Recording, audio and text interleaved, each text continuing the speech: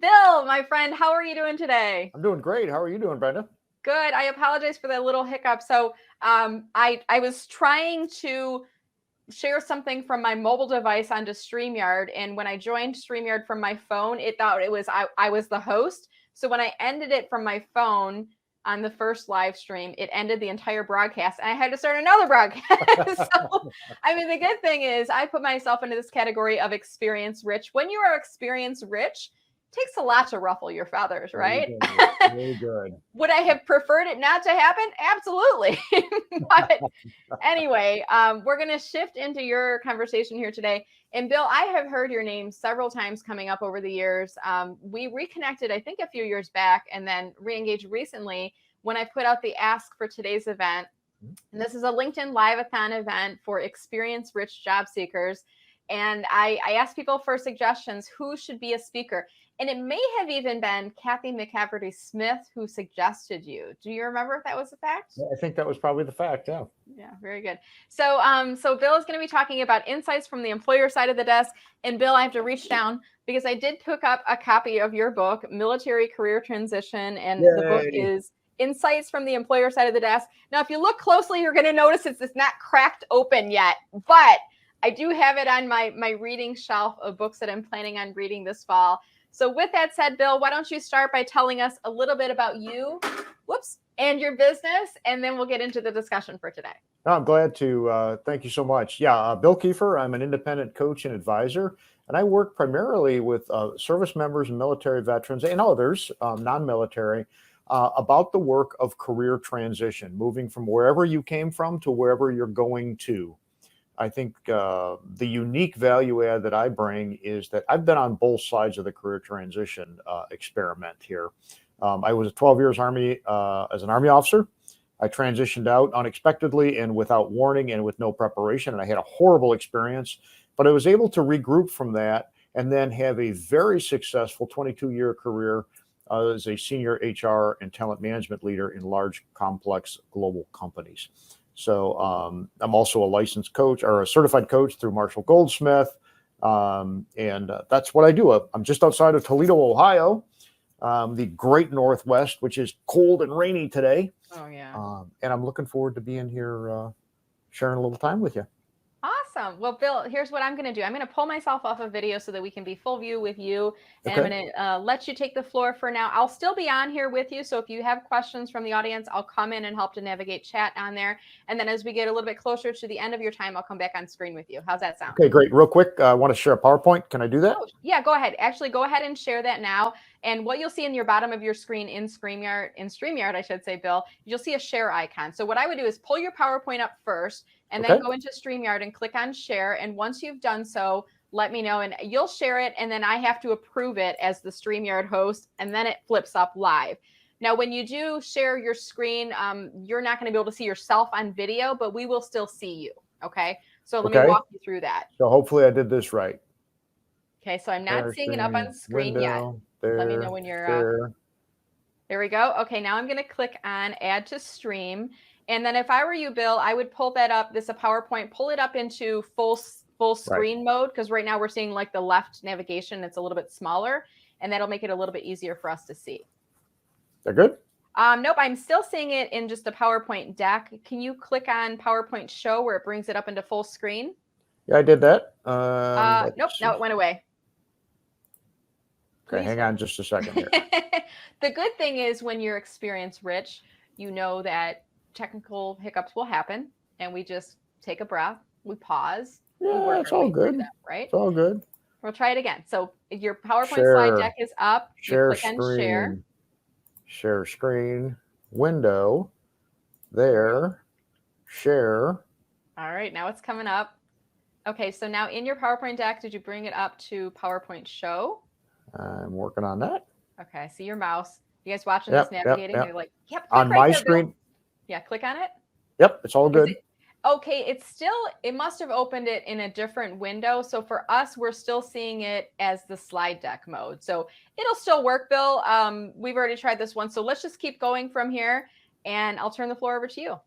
Okay, well, Very good. Man, I am really, really happy to be here. And I'm going to throw a lot of insights out in our next several minutes together. I think this will be available. Brenda, you're going to make this available to folks that might want it later on, right? Yes, absolutely. If Okay. you've emailed that over to me, I'll be able to distribute out to the attendees today. Okay, very good. Well, first off, congratulations on y'all's career transitions. You know, whether this was your first job or you spent 30 years in a career, over the period you were in your former role, you've grown. And you're really not the same person you were before you took that most recent job. And today you find yourself in a certain kind of different place. And that's fantastic, but it can kind of be scary. And where you are being in career transition, you're going to find yourself with lots of opportunities and challenges, and there's change and uncertainty and all kind of weird emotions and a certain amount of unknowns. And for many of you, this is going to be really challenging. Now, some of you, it's going to be a piece of cake. Whatever you've done in the past has kind of prepared you to be where you are today and to successfully make the transition and land well.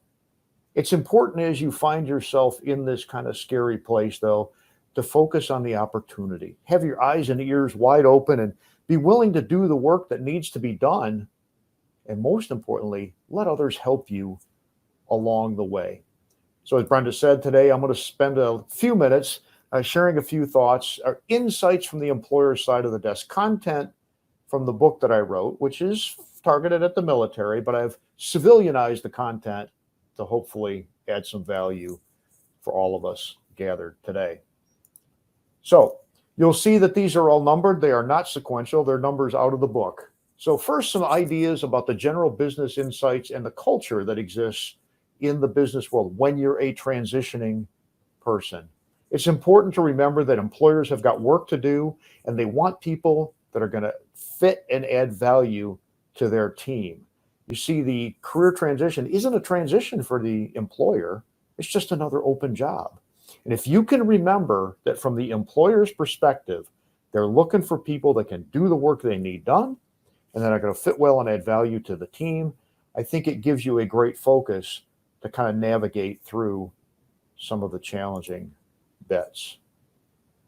Next, it's important to remember that job openings exist because employers have unfilled business needs, not because you need a job. Okay, so their motivation is different than yours. You want a job, you want a career, you want that next step in your professional journey. Employers don't share the same purpose. They have work that needs to get done. But if you can focus on and remember that these openings exist to help fill those business needs, you're going to be one step closer to success on your journey. It's important to remember that while it's frustrating, sometimes business conditions change and employers might suspend a job opening. Now, sometimes they may reopen it and sometimes it's gone forever. You may never know how or what happened. So it's really, really important that you don't get too wed to one opportunity because that opportunity may go away. So strive to keep several options open. And I always joke with folks, I says, you know, you need to keep networking and keep your job search going until you collect your first paycheck from that new job. It's also important to recognize that organizations have a life cycle. Some organizations are in a launch or a startup, and some are growing and expanding, and some are achieving some stability. Many are in a mature operating state, and some wind up in decline. It's important to understand what's important. I said important too many times there. It's important to understand what's needed in each of these phases because they each need different kind of capabilities and characteristics. And think about what you bring to the table that can help them along the way. Perhaps you're someone who's very experienced in a launch and startup kind of a world, and you'd be a great add to a company that's launching or starting up. Or perhaps you're somebody who's really good at optimizing existing processes and such. So maybe somewhere in the stability or maturity life cycle, you could be a great add.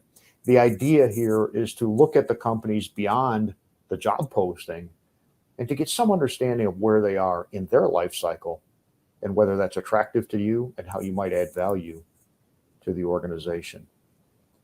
You know, pay is always something that people don't really like to talk about, and this might sound a little bit cold-hearted, But employers are always going to try to pay the least possible for the top quality talent. Certainly good companies are going to try to be competitive, both in the base pay and any benefits and pay at risk kind of categories. But they're always going to try to pay the least they can to get the best talent possible. It's not personal, it's just business. Employee costs are truly costs. And especially for profit businesses, they have to manage costs along the way. Your job to make sure you understand what reasonable compensation and competitive benefits are for the kind of job and the location that you're working in. Next, when you're in job search, that job search and finding that great role is your top priority. I understand it. I have transitioned 4 times from the military to the civilian world, from corporation to corporation, and then from corporate life into entrepreneurship. So I get it. It is your top priority. But as those of you that have worked in large corporations or other companies, you'll recognize, you and your job search is one tiny little data point in the entire scope of work that's going on in the employer's world. Next, it's important to remember that it's your responsibility to make it easy for employers to notice you. Be out there on LinkedIn, be active, go out and network, be in front of other folks that are in the employment and job search world. And it's your job to convince the employer that you're the best candidate to fill the opening, that you can do the work they need done, and you're going to be a great fit for the team. Be out there looking for employers, because while they might be searching talent markets, they're not specifically looking for you until they know you're on the radar. As you begin to engage with organizations, remember that our work matters to us, okay? And I know sometimes folks come in and they're maybe interviewing and they say, here's all the things I would fix and change if I were to come in and take this job. Says, you know what? Be careful how you do that. We're looking for folks that can change things and add value, but you don't want to call the baby ugly. Next, and I know this is maybe old news for some and maybe surprising to others, but even though applying online is a high volume activity, it's generally a waste of time. For salary professional jobs, some studies will tell you that less than 5% of those jobs get hired by applying online. Those same studies will also tell you that over 80% of those jobs are hired because of networking. And many of those come from second and third tier networks. People you met know somebody who knows something about a job online. At the end of the day, people hire people. There might be an administrative process that has to be gone through, but people hire people. Reach out, connect with them, and get to know them. I can tell you in my 23-year civilian career, I have never once gotten a job without networking. It's important when you're networking in the job search to remember that if you tell folks, I'll do anything, most employers are going to say, well, then we have nothing for you. You see, as you all know, employers are very busy, and the job opportunities that they're trying to get filled are there for specific reasons, as we established earlier. So if people come and say, hey, I'll do anything, then I really don't have much for you. I need to understand what kind of value you're going to be able to add. So help me help you.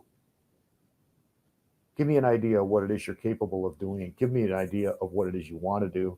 And give me an idea of how you're going to add value to my organization. By and large, I think employers look for people with A's, people with the aspiration to go do something that I need done, with the ability to actually do the work I need done, that are people that are available when I need people to be here. If I need a job filled right now and you can't join me for the next 6 months, you're probably not available in the window that I need. It's also important that people are agile. The work world changes sometimes unexpectedly, and always more quickly than most of us would like.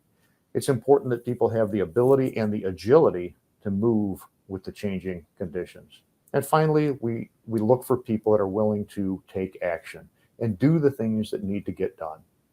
Okay? So I'm assuming most all of you have all of these. And if you have them, my challenge to you is to figure out, how are you going to let me as an employer know what your A's are and how they fit my business need. Next, our culture at our organization is what it is. It's not what yours used to be. Culture is terribly important, and we want you to be an important part of our team. And we may even want you to help us evolve our culture. But by and large, employers are not looking for somebody to come in and spend their entire time going, hey, where I was before, this is how we did it. You might have great ideas that are valuable, but be careful and be mindful that you're not trying to make us into something that you're experienced with and that you left. It's important to note, I think, that career transition falls between two worlds, your prior job and career, and your future job or career. And transition itself is a very unique thing, and it's a world unto itself. There are people and processes and practices and tools and techniques that are specific to transition that you probably didn't learn in your prior job or career, and you may or may not need to employ when you land in your future job or career. They're unique to transition itself, and not understanding what those things are or skipping beyond them and going right to, hey, here's the job, I'll suggest will slow your success in your transition. Pilots, aircraft pilots have to do a couple things all at the same time. They need to keep their eyes on the dials to see how the systems are all working, and they need to keep their eyes on the horizon. They need to understand where they're going in the big picture. How's this relevant to career transition? Well, I think there's two things that you need to focus on in career transition. First, you got to get prepared. Like I just said, you have to understand the transition environment. You need to prepare yourself, understand who you are and what you bring into the party, understand how you define success, understand how you're going to network, and many other things. And the second bit is getting out and getting known.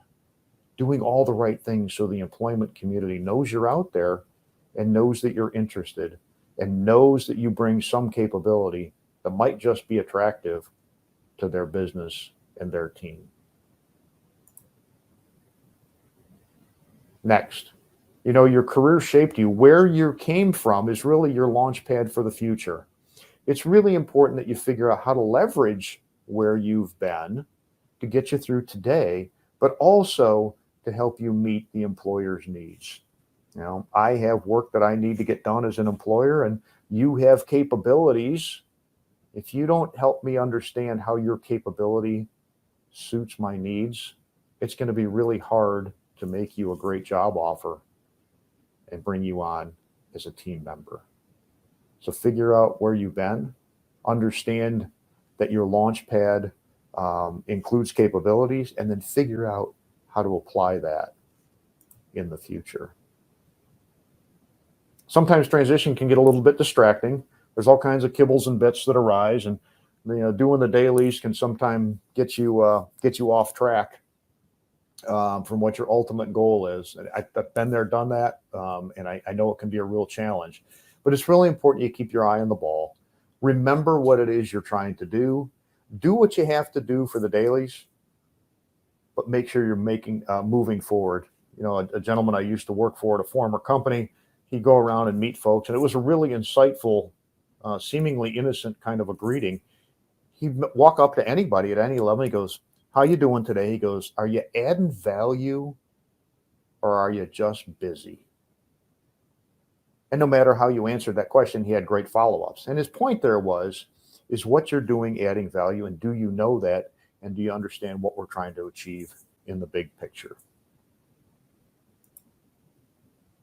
Transition exists kind of in a world unto itself, as we've said, and the momentum and the inertia that you had at your former employer, it's gone. And transition moves at the speed of you. You have to create your own momentum. One of the hardest challenges I've found when I've gone through career transition is, there's very little kind of activity that's pushing me to something new unless I create the activity. So be mindful of it, and remember that if you don't do something, nothing's really likely to happen. Now, along a similar lines, it's important as you go through transition to take a break before you break. People will tell you that job search and career transition is a job. And I think it's most effective when you handle it as a job. But I will tell you that even the most high performing sports cars need pit stops. You're going to need a pit stop too. Okay. Don't turn it into an entire summer vacation unless you can truly afford to do that. But take a break when you need to take a break.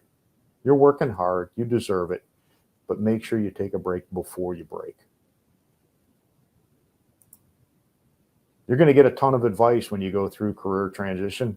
Aristotle years ago said that about some things it's not possible to make a universal statement which shall be correct. And I think he's right. You're going to get a lot of advice. Take it all in. Use what resonates. The other stuff, put it in your toolbox. It may be useful later. I came up with this little phrase a couple years ago. It says, if you want to do new work, you want to find a new job, your now work is to network. Now, your now work is that you always have to do a great job at the job you're in. And in transition, your job is to transition. That's your now work, okay?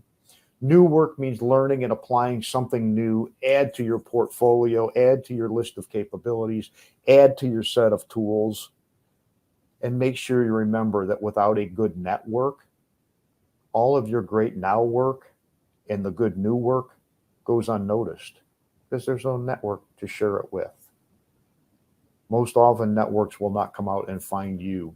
You need to reach out and create a network and work your way into other existing networks. So if you want to do new work, remember that your now work is to network. So what is networking? There's a lot of definitions out there, but I'll suggest the one that works best for me is that networking is simply a conversation with a purpose. You're going to meet somebody new, whether virtually or face-to-face, and you need to understand what your overall purpose is. Remember earlier I said, help me help you? If you know what you're looking for, make the introductions and let people know what you're looking for. If you're new to this and not unsure of where you're going or what your overall purpose is, maybe your sole purpose at that day, at that time, is just to break the ice and get used to shaking somebody's hand and saying hello. But at the end of the day, networking, in my mind, is simply a conversation with a purpose. And the more clarity you have about your purpose overall and your immediate purpose, the more effective networking can be. So we now know what networking is. Well, how do I do it? Now, this is a bit of an eye chart, but I'll suggest you have to start with you. Understand who you are, what you're bringing to the party, how you define success, and then go practice your networking with people you know, people you're comfortable with. Go shake a hand. It may seem silly at first, but practice makes perfect, right? Skilled athletes don't get good without practice. Great speakers don't get good without practice, so on and so on. And when you meet with those people you know, ask them for 2 or 3 names of other people they might know that you can talk to. And continue doing that until you're comfortable and effective in meeting all new people, okay? So how do you do it? It's really quite simple. Have a pleasant greeting. Have a clear, concise, complete introduction. Pay attention. Listen. You have 2 ears and 1 mouth for a reason, I always say. When the time is right, professionally make your ask or share your information, and make sure you ask for another meeting, another call. Ask them if there's somebody else they might recommend you network with, and make an offer to help them. Now, you may not know what that help really looks like, but make an offer to help the other folks, okay? There is a networking hierarchy, and I want to be mindful of time and not go long here. But remember that initial contact, folks, eventually the networking relationship can get better, deeper, more valuable, and more effective. Okay. It's important to note that talent acquisition, recruiting, and interviewing early on is about screening people out. It's not personal. It's a way to manage volume. It's also important to note that referrals work. If somebody I know and trust recommends you, I'm going to listen.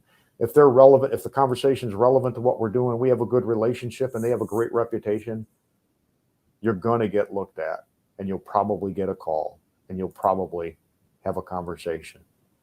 When you get to the interview, remember that the interview begins the second you hit my property. So be nice to everybody because I'm going to ask them about you. When you're interviewing, look me in the eyes and smile because it really does make a difference. And remember to answer all of my asks. The job description is a list of things that the employer is asking for.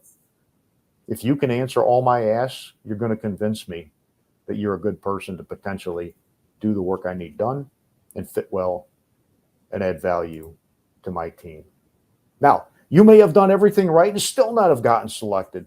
Make sure you respond professionally. Don't burn a bridge because we might just remember you. And if that memory is positive, we might have a different, even better job for you now or sometime in the future. And finally, celebrate your success. But remember, an offer letter is a business document. It's not a love letter. It's a business document with terms and conditions, and you need to treat it as such. So I know that was a lot of stuff, and I know I went really fast. I do want to be mindful of time here. So thank you all. Thank you all. Does anyone have any questions that we can handle? Thank you, Bill. I'm going to pull this off of screen so you can see me coming back up on screen. Can you see me now? Can you hear me okay? I cannot. Uh-oh. I can hear you, but I can't see you. Can't see me. Okay, I did stop. But that's my problem, not yours. So you can Okay. hear me, that's half the battle. Want to make sure you can see me here too. In the bottom where it says share, can you stop your share? I've stopped it for the viewers. I think I did. Okay. At any rate, I just put a comment below. If you guys have any questions for Bill, you can ask those now. Feel free to pop your questions into chat. And it takes about 30 seconds, Bill, just so you know, from the time I say leave a question, if you have a question in chat, to the time they can hear me saying it. And then it takes them a couple questions to a couple seconds to ask it as well. While we're waiting for those to come in, I see Nicole is in the green room. So I just want to pop Nicole up on screen. Can you give me a thumbs up if it's okay with you, Nicole, if I pop you up on screen? I never like to surprise people because sometimes I'm like fluffing my hair or doing my lipstick. Oh, I'm on screen. Nicole, can you see and hear me okay? I can. Can you hear me? Perfect. You sound great. I'm going to put you back into the green room, Nicole, and I'll bring you back in just a few minutes as we wrap up the conversation here. All right. So, Bill, I do see a question coming in from, let's see, this is from Pam. And Pam's saying, what do you do with companies who tell you that you're a finalist and then ghost for weeks on end? What's your advice to Pam on that? Yeah, what I would say is you want to follow up at reasonable intervals. If they gave you some idea when you might have an answer, if that time passes, reach out, ask them, where are we at? Is any more information you might need? And if it gets clear that they're truly ghosting you, move on to your next opportunity. Okay. Don't hang on to a ghost. Okay. If they truly are not getting back with you, they may be busy. You certainly don't want to be rude or unprofessional. But what you definitely want to do is move on and keep those other opportunities live and moving forward. There you go. I mean, I like that. Give them the benefit of the doubt. Maybe they just got busy, but if you're reaching back and they're still not responding, I mean, there's many opportunities out there. So moving on. So as we wrap our time here today, Bill, I have your LinkedIn profile pulled up on screen right over here. And then your LinkedIn URL is just below over here. Awesome. Are you open to accepting invitation requests from people who join? If they I am. Okay. And I always like to tell people when you visit Bill's profile, make sure in your invitation to connect, you use that add a note option. Mention that you saw Bill on today's LinkedIn Live-a-thon event. If there was something that he shared that was helpful for you, definitely mention that in the invitation as well. And Bill, any final comments, anything you'd like to offer to the audience before we wrap here? Yeah, you know what? The last thing I'd like to say is even though transition can be tough, it's really, really important to keep a positive attitude. And even if you're having a tough day, if you're out interviewing or networking, put on the best version of you can, because people remember how you present yourself. Be positive, get out there. People want you to want positive people to be part of their teams. And thank you, by the way, Brenda. It's fantastic. It's a great event. I appreciate the opportunity to be with you. Well, I so appreciate you joining and making the time. We had a couple little hiccups, but we worked through them. I think it's important that we communicate with each other. We kind of said, here's what's happening, right? And we made the audience feel as comfortable as we can. That's all we can do, right, Bill? Very good. No, that's absolutely right. And it's kind of how it goes. transition is not a straight line path to success. And, things happen and you just got to deal with them and move forward. And for Tom Daniels, who I see put something in the chat, I'm up for coffee whenever you are, buddy. I see Tom saying, when are we getting that cup of coffee? Hey, Tom, nice to see you. All right, wonderful. Well, thank you again, Bill. I'd love it if you could join us on the LinkedIn live stream. There may be some additional questions or comments that we didn't get to. And if the audience is viewing here today, if you loved the presentation from Bill, please leave comments in chat. He'll continue to be able to see those. How's that sound, Bill? That sounds fantastic. Thank you. Wonderful. Well, thank you, sir. Have a great day. Pick up a copy of my book also. Yeah, there you go. I did drop the link into the chat, and I will include that in the playback as well for those folks that are interested in picking up a copy of that. Okay, very good. I appreciate it.